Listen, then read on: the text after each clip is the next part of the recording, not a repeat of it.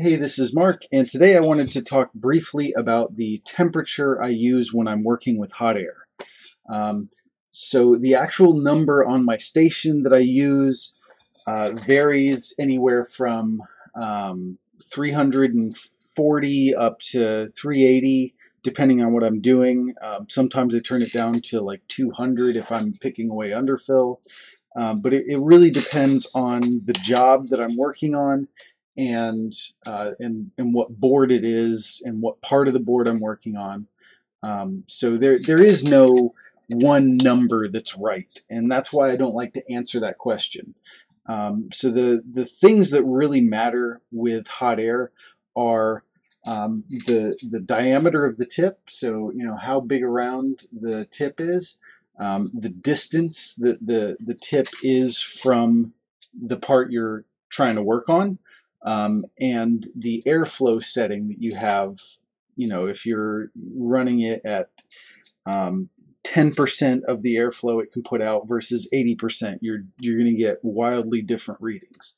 And I just wanted to demonstrate some of that quickly. So I've got my station set to 380, and turning the airflow to what I normally use, which is just under, it's about 18 out of 25. Sorry, I said I had my hot air at 380. It's at 360. But you can see, look, I'm getting a reading of 400 briefly on my temperature probe. And that was another thing that I wanted to point out is you do need to give your hot air time to warm up, because it ramps up way higher than what you have it set at while it's warming up. So even though it's said it's 360 on my hot air for a while now, it went well over 360. So if I was working on a board immediately after turning it on, I would be delivering a lot more heat than I intended to. So that's something that's important to keep in mind. Now you can see from this distance, I'm getting a reading of, well, it was closer to 300, but it's hard to look at the meter and keep this probe centered.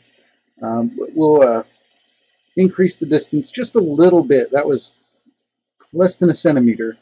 And now I'm getting temperature readings closer down to 300.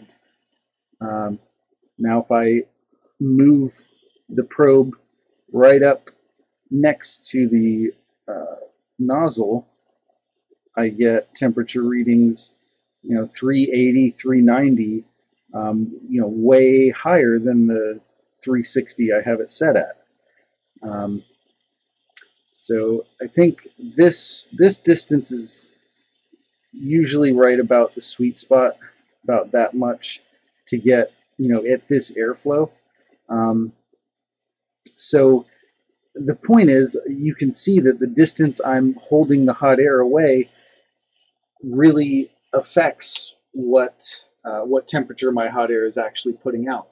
And in the same way, the airflow and the nozzle size also make a huge difference. So the point of this video is that asking someone what temperature they use is dumb. Don't do that. Ask, don't even ask. Just learn your hot air station. That's what you need to do. You need to learn with the tip that you're using, what temperature, what number do you set your dial to, and how far do you hold the hot air away from your surface to get the results that you want. And nobody can tell you that. That's something that everyone has to figure out for themselves. That's something that I have to figure out for new stations. Every time I go to New York and I work on different stations, I have to figure that out again. Yeah, stop asking me what temperature I use. I'm just not going to answer those questions anymore. And yeah, that's all I have to say about that. Hopefully that made sense and you learned something. Thanks for watching.